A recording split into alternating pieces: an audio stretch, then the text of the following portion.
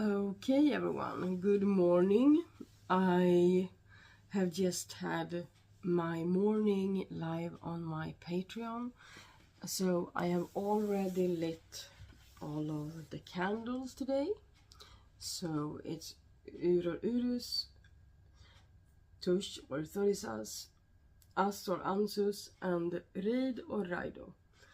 So yeah, I will not be extinguishing those, just to light them again. And it's early in the morning still. It's about, right now it's 5 minutes past 8 in the morning. So I thought I'm gonna do this before starting my day properly, or I have started my day, but you know what I mean. So we have some things to go through. So I'm going to do a reading update, what I have been reading since last week, including the book from the book calendar, Sunwait calendar last week. And then I will talk about, I don't know what I will do first, if I want to do the current reads or the library haul. I think the library haul maybe, because that goes into current reads.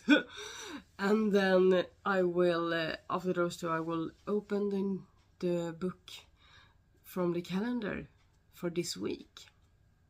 So, since last time I have read 2 books that I don't have because I returned them yesterday. So I'm gonna put them here, hopefully.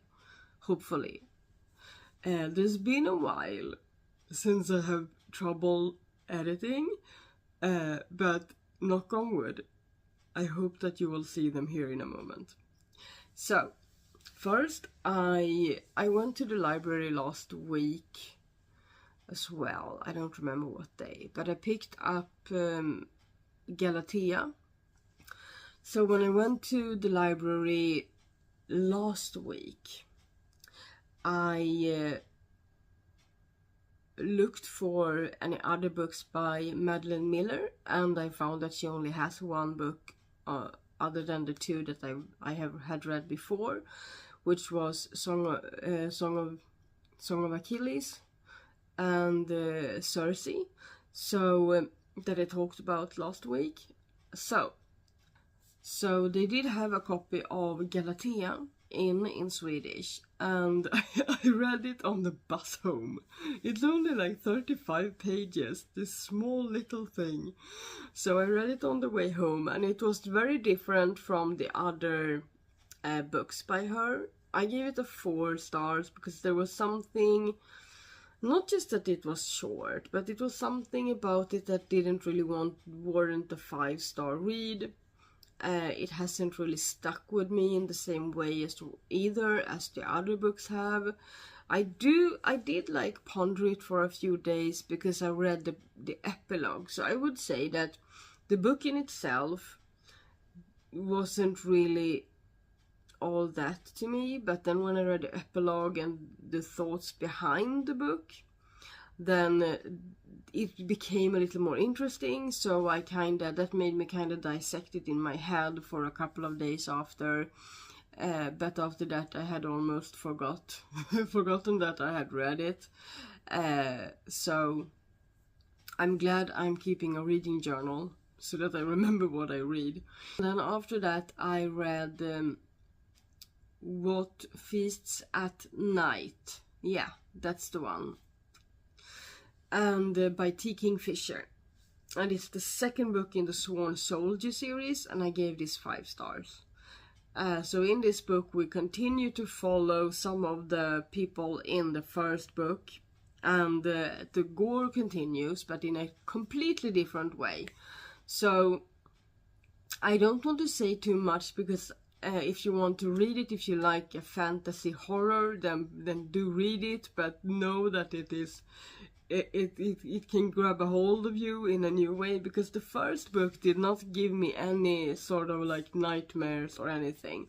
So here comes a spoiler, kind of a spoiler. So if you want to yeah, if you don't want to hear more about what the book is about, then skip to the next chapter of this video where I talk about the next book. I'm gonna make a chapter, so I'm gonna make something there so you can just skip ahead. So, because here comes a spoiler.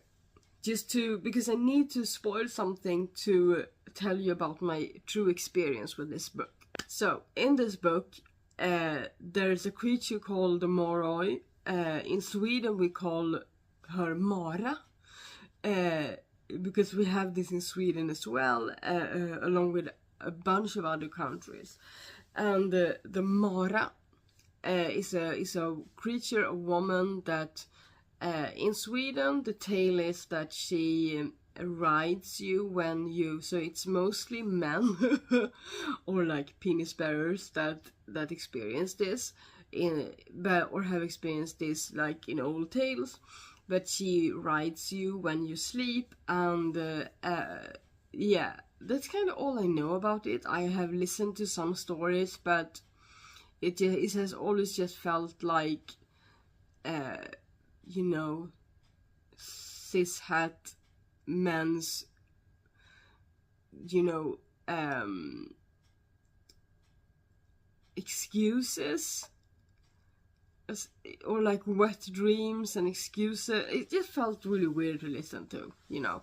But so I haven't really dove into it before, but I was reminded by all of it by this book, because in this book there's a creature called the Moroi, and the difference is that in this book she sits on you to take your breath away. So she sits and presses on your chest and then sucks out your breath, which might make some people think about that, you know, really bad disease that struck the entire earth a few years back with the coughing and you know, because those are the symptoms in this book as well. So yeah, and the thing is, the last time I really heard about this creature, because it is like a folk tale in a lot of different countries, was when I watched a podcast with an interview with a professor in sleep paralysis, and he talked a lot about when people experience sleep paralysis, they often see something and experience something spiritual, and you know, science say that we have a tendency to hallucinate during that time, and then me as a shamanic practitioner and spiritual practitioner have another view on it, but I'm not going to go into that. But anyway, so people tend to have spiritual experiences when they get a visit from the mare, the Moroi, the Mara, and they are also experiencing sleep paralysis, and he talked a lot about that. And I mentioned this because I had started reading the book. I read some of it one day and it was kind of fine. I was like, yeah, okay, this reminds me of the first book, it's gonna be alright, because I usually get nightmares from horror books if they are good. But I didn't with the first one in this series, so I started reading this one. I was like, good, yeah, okay, the writing style continues to entertain me, but not make me, you know, scared. So, boy, was I wrong, because I'm not saying that this was the sole cause of it. There were so many things, other things in my life that came together during this time. Because I experienced sleep paralysis the second night. So the second day of reading the book, it only took 3 days. The second day I had gone into more of this stuff, and I was like, oh, okay, it felt okay, but I felt a bit, you know, uncomfortable. And then I went to sleep, and then in the middle of the night, I have this dream of, in the dream I'm finally reaching something. I'm finally reaching a place that we have been looking for. There's like a lot of people in the dream. And I throw myself on the ground, face down, and just like, oh, I'm here, you know, kissing the earth almost, kissing the soil, and kissing the ground. And then I lay there on my stomach, and I feel like feet pattering around me. And I realize that it's in my bed.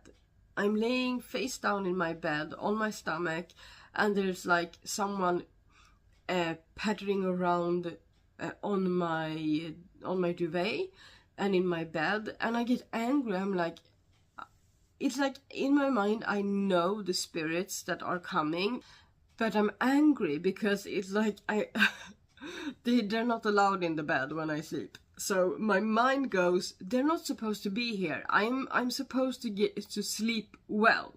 So I get angry, and I try to lift my leg up towards my chest so that I can kick them off the bed. And I can't. When I try to lift my leg up to my chest, I realize that I can't move. And my first thought is, oh, this again. Because it's been 3 years, but I have experienced sleep paralysis before. So my first thought is, oh, not this again. And then I keep, experiencing the feet patterns, and something is kind of on my back and then off my back, and I'm getting angry. So I know intellectually that what you're supposed to do when you experience sleep paralysis is just lean back into sleep. Like relax again and lean back into sleep. Because your mind is awake, but your body is not. Or your mind is awakening, but your body is not. There's a disconnect between the body and the mind. It's not communicating in that moment. And after experiencing this in the past, I did some research, so I know what to do. But I'm so angry when I'm laying there, because I'm like, I don't want them to be there. I don't want them to patter around. And so it's not like the mare sitting on my back or something, but I did feel like something was pushing me and holding me down because I wasn't supposed to wake up yet. So I get angry, and I get so angry. I try to lift myself with my elbows. I try to push off because I want to like yell at them to move away. And when I do that, I experience an out-of-body experience where I can see the back of my head, and I see my partner sleeping next to me.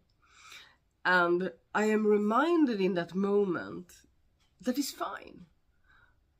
These spirits are supposed to be here. They're allowed to be here. It was me who wasn't supposed to wake up yet. I am the one that's not gonna meddle. And I'm finally able to relax back into bed and fall asleep. And then the next day I continued reading the book. I was gonna finish the last 20 pages or something. And I didn't have time to do that until late evening. And I was reading in the late evening. I was like, why am I reading this again? This just reminds me of last night. So I'm not saying that the book made me have sleep paralysis again. What I'm saying is that there's a connection between the story in the book and the cultural phenomena of the mare or Mara, or as they call her in the book, Moroi, and sleep paralysis. So there's like a connection between all of those, and I just got reminded of it. So that was a little tangent that I wanted to take you on. So let me know in the comments if you have experienced sleep paralysis and how it's been for you. Because this was the first time that I had it laying on my stomach. And it was such an interesting segue from being in the dream with like grabbing the earth and feeling like, oh, I'm finally here, to realizing I'm in my bed and there's someone stomping around on the bed. And I don't want them here. The segue into that was really, if we could film that. So, yeah. that's that book. So the next book I have, and that is the one that I opened, or I got in my book package last week. So this is Paulo Coelho's, I think it's called By the River Piedra I Sat Down and Cried. I think that should be would be the English title, because that is the Swedish, translated. But since it is written in Portuguese, Spanish, Brazilian original title, and I feel like such a bad Earth citizen right now, because it's too early in the morning. I have had too little sleep to remember what the language for Brazil is. It really is. So I'm sorry to all Brazilians, I don't remember right now. Okay, I think it's Portuguese, but I'm not sure. So yeah.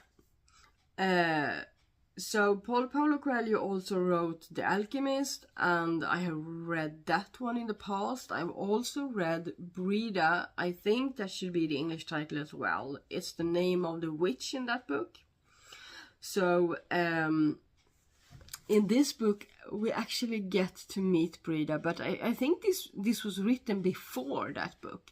So it's like he took a character from this book into that book, and I was so excited when we met her. I was like, "Oh, I know her," and it made me want to read that book again, because I remember liking that book. I read it with a witchy book club, 2018, something like that, maybe 2018, I think. I had a book club, an IRL book club with some friends, and we read books with at least a witch or something witchy in it. So we read Brida by Paulo Coelho. So in this book we meet Pilar, and she has this childhood friend that we never get the name of in this book. It's always he, I think. I don't think she ever mentions his name. So in this book we have Pilar, and she's like this regular young woman. She's studying. She's somewhere in her 20s. She's working and studying and just trying to make a life for herself. She's got this dream of a traditional marriage with kids and a life. And then she has this childhood friend that she that left the little town that they are from early, and has been traveling around, and they have been pen pals, like writing letters to each other back and forth throughout the years. And then he writes and says that he's coming to that town to hold like a seminar, and she's excited to see him again. And when they meet, she finds out that the seminar is a religious seminar, and that he is some kind of wonder man that can perform miracles. So in this book she kind of discovers a new side to him, because he didn't used to be that religious, and they both grew up Catholic, but they didn't really go to church that much and so forth. They were just like Catholics at home almost. And then he went away, and then he came back, and he's like really deeply religious. He's just, so this book is about, I thought it was going to be more about the love story. It was about the love story between them, but it was even more about not just his spiritual journey, but him helping her come back to her faith. So I gave this a 3.5 stars, because I did put a lot of like little tabs in it, because it had a lot of like good, it was written well, and there was a lot of sentences where I was like, like just about life. And I'm not going to go into the story that much if anyone hasn't read this and want to read it, but there's an interesting twist to the religion. It's like he has this new view of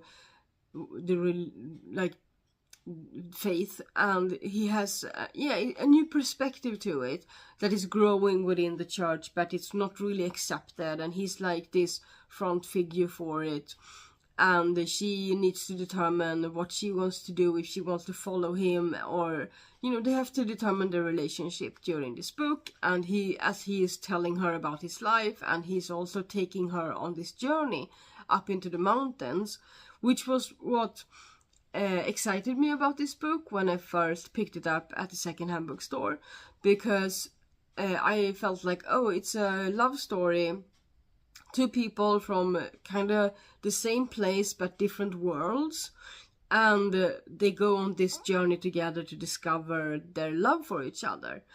And it was that, but it was very, very religious. There were so many it was so yeah. So I'm spiritual, but I am not religious. I did enjoy getting another view on Catholicism in this book, and from just these two people, because I didn't really know that much about it. That's wrong. I knew a lot about it, but I've had like a very bad view on it, and this book gave me a better insight maybe into what it might mean to people that has grown up with it, and the faith in particular, removing the bad stuff that bad people do and just going straight to like the faith of it. So it was interesting in that way, and it had a lot of good quotes, like just how to live life and that sort of thing. But the religious aspect, if I had known it was so prevalent in this book, I probably would not have read it. So 3.5 stars. And I did enjoy it when I read it. It was an easy read. There were some things about it that gave it that extra star, but it was a meh read for me, really. I did enjoy the part with Brida. I did enjoy the characters. I did really like the characters in this book. So that's By the River Piedra, I Sat Down and Cried by Paulo Coelho. Okay, now let's get into my library haul, shall we?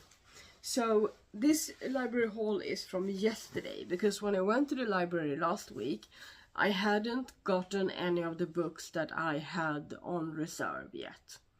And yesterday, when I went there, I had gotten 2 of them. So that means I had 2 to pick up, and I ended up borrowing 3. Okay, so library haul.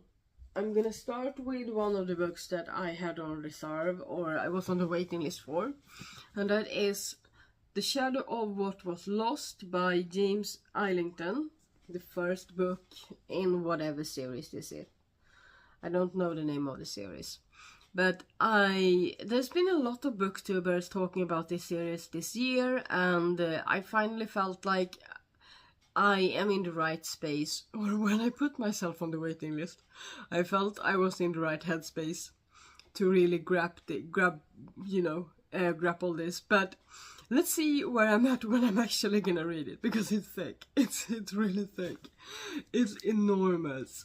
So it's been a while since I read a thick book, which makes me feel like, I can maybe tackle this. But I also borrowed another thick book that I'm a bit more interested in.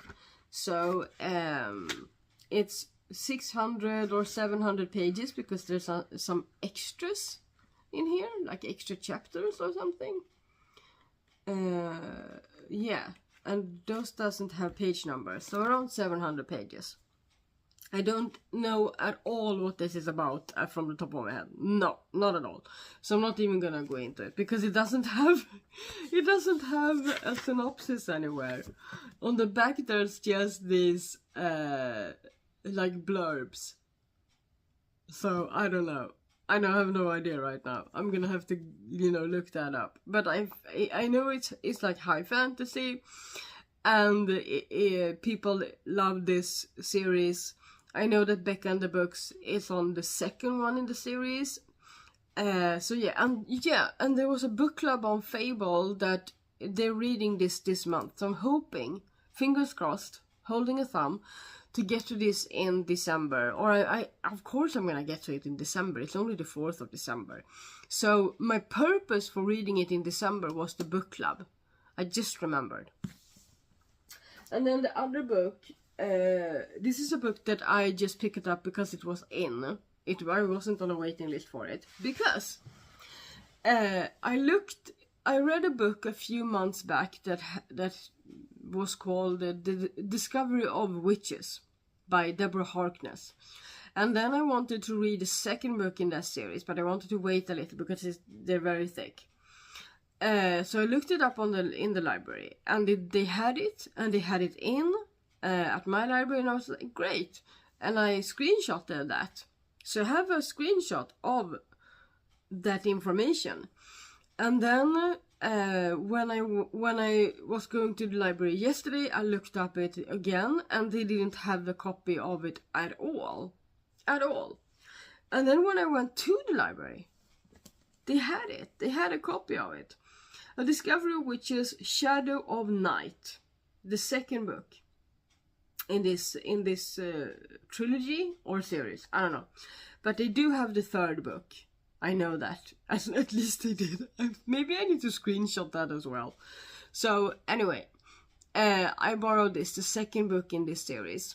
So I remember in the first book we follow a witch, and she is looking into this really old manuscript or like magical book or something, and she's also getting to know some other creatures, because in that world, which is not high fantasy, just fine fantasy or maybe urban fantasy, who knows about genres nowadays, but in this series there are humans, demons, vampires and witches.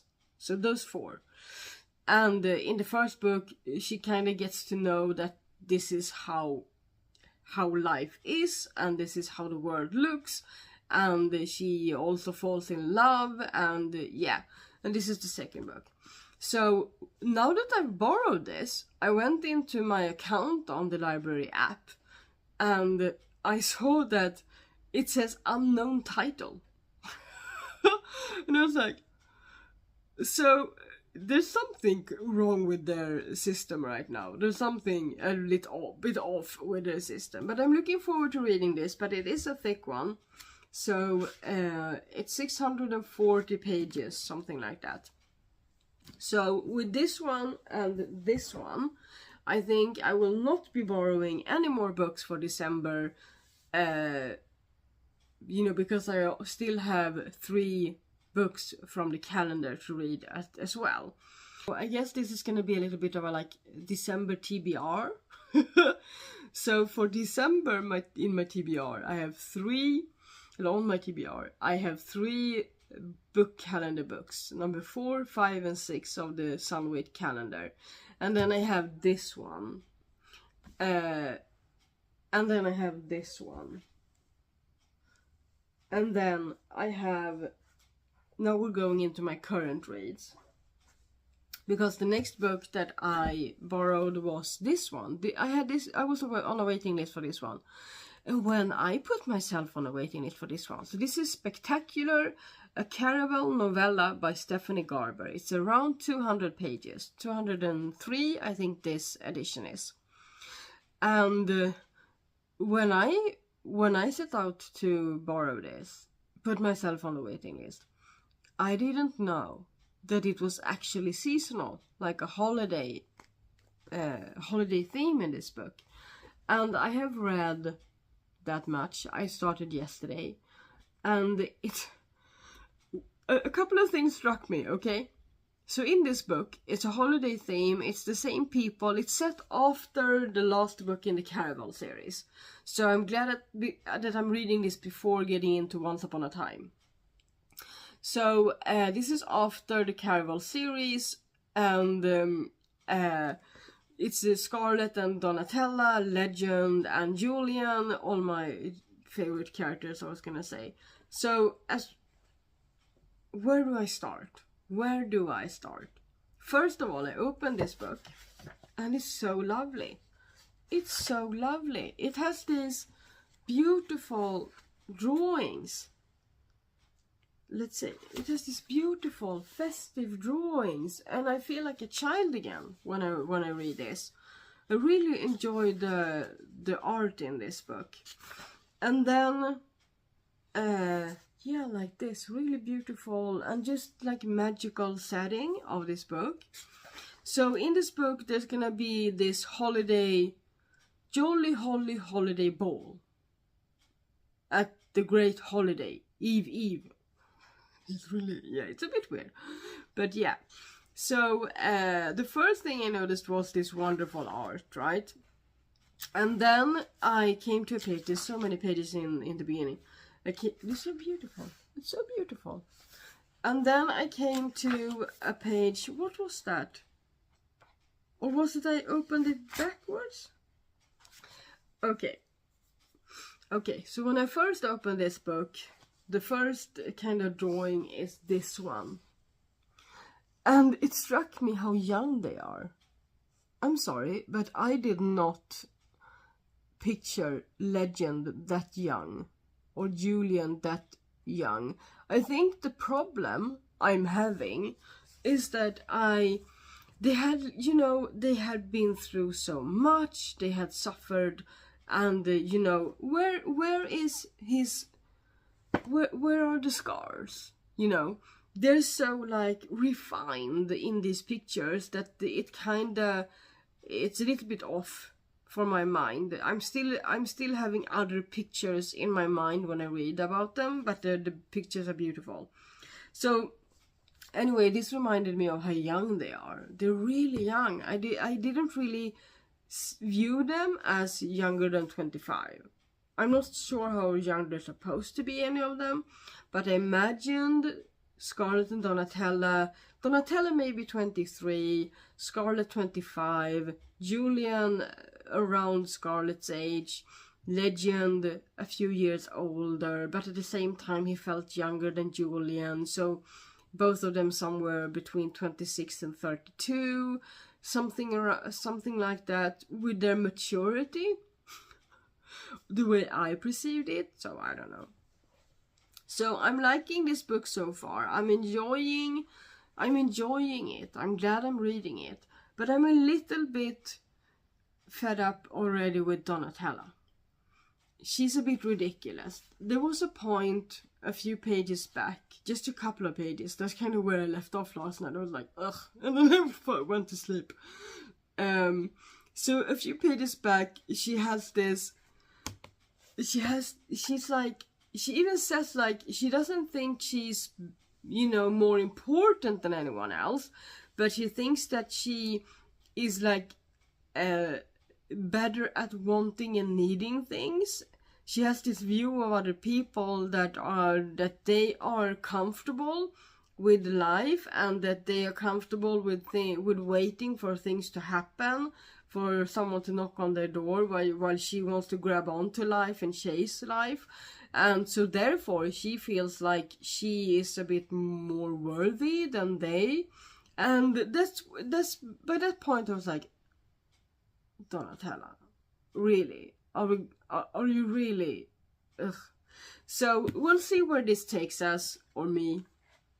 I'm on page 61 out of 203. So I might finish it tonight.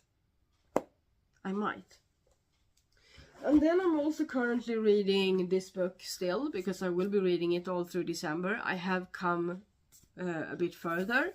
I am now 47% into this book, so that is called When the Woods Sang by Stina Grays, Returning to the Singing Earth. And this is a book where Stina has collected a lot of folk tales, and she's also interviewed people about their connection to the earth, to nature, and most recently to kulning, which is a way of singing in Sweden where we call our cows. It's like it's about herdswomen and how they call their cows. That's kind of the origin of like needing to needing to communicate on a distance with the cows, but also with each other, with other herdswomen. You know, if they're in danger, they need to call them like from this mountaintop to that mountaintop over this valley. So it's a way of singing that really carries very far. And in this book, Stina talks about how this has come into the 21st century and how people are living with it now, because Swedish people are rediscovering their roots a lot, and with that they are rediscovering kulning. Not to be confused with joik, which is Sápmi. So yeah, it's really interesting, and I have read a couple of interesting stories since last week. I am on track. I have read, and the next chapter is chapter 5, and I wanted to read chapter 3 and 4 the past week, and I have. And yeah, I've read a couple of very interesting stories, and it reminded me of a lot of people I know, and I've also read some interviews with people I've met, and it's a real journey, this book. I really love it, and yeah, I'm looking forward to continuing reading it. It's a really good way of reading this, is chapter by chapter, but also story by story. Okay, so for my December TBR, let's recap a little bit, because it's the first week of December. For my December TBR, I have already read this one. I read this in December. I have these from the library.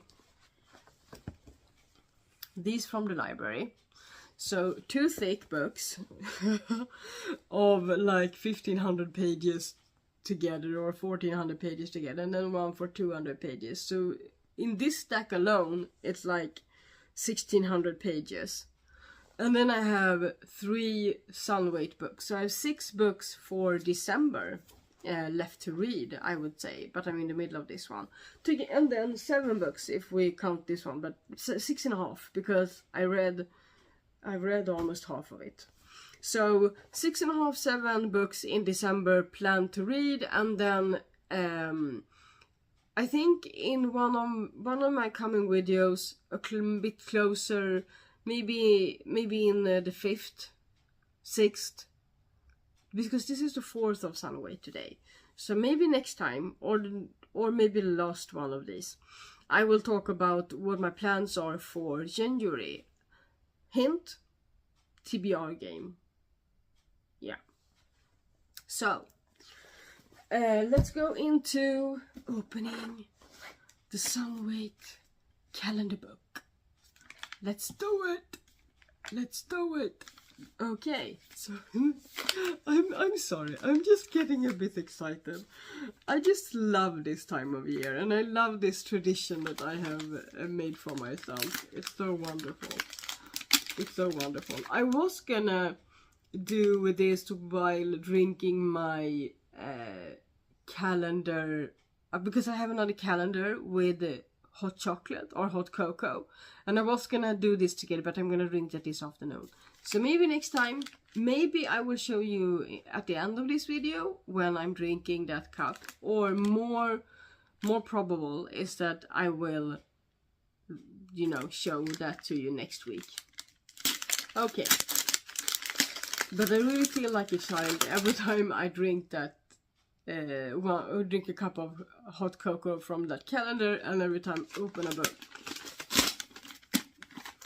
So, and yes, there are 24 hot, hot chocolates in that calendar. And I think I know what this is, because this is thick. This is a bit thicker and a bit bigger. And I remember watching my bookshelf after my partner had been there taking books out, and I was like, where is... Oh, probably wrapped. So I think I know what this is. And I am right. So this is a book that cost me 2 crowns when the library had a bit of a clearing. and it's Sally Rooney with intermezzo. This is a Swedish edition. It's called the same in every language, I think. So this is a Swedish edition, and let's see what it is about, shall we? Besides being brothers, Peter and Ivan Kubek doesn't have a lot in common. Peter, an idealistic lawyer in his 30s, is charismatic and successful on the surface, but is struggling to get the control of his life. His 10-year younger brother, Ivan, in Swedish we would say Ivan, is a serious chess player, struggling with being the former wonder child. Their father has just passed away, and the grief is making the distance between the brothers grow. On a chess event in a small town, Ivan gets to know 36-year-old Margaret that has just gone through turmoil in her life. Between them, it develops this tender and kind of awkward understanding, but that they're both afraid to show to the world around them. At the same time, Peter is doing everything to hide his inability to choose between the two women in his life, his first big love, Sylvia, and the rebellion student Naomi. Remember, he's in his 30s. So it seems like one of the brothers is young and has an older woman, and then the brother has the other one has a younger woman. So yeah, so this is a book that I've just heard a lot about, and when I saw it at the library, I was like, oh, I can get it for 2 crowns. It's like 20 cents or I don't know. Yeah, it was very cheap, and yeah, I wanna read this one. So I think it's rather interesting that this book calendar has made me read a lot more like contemporary fiction, some historical as well in different ways, but you know, more like literary fiction. That's what I'm getting at, literary fiction, because I have been reading a lot of like romance and historical romance and historical fantasy horror and just fantasy, and you know, I had gotten into like really a rabbit hole with some specific genres, and with this book calendar with books from my own shelf that I really want to read but I never get to, I just find myself getting to read a little bit more literary fiction, and it's interesting and it's nice. So this month there will be a mix of those. So 3. This is the 4th out of 6. So and then these are fantasy in different ways. So like 50-50, and then this non-fiction. So it's an interesting mix. It's going to be interesting to do the wrap up at the beginning of January. Really interesting. So that's it for now, and I will see you again next week. And yeah, have a lovely day, happy reading, have a wonderful week. Xingling!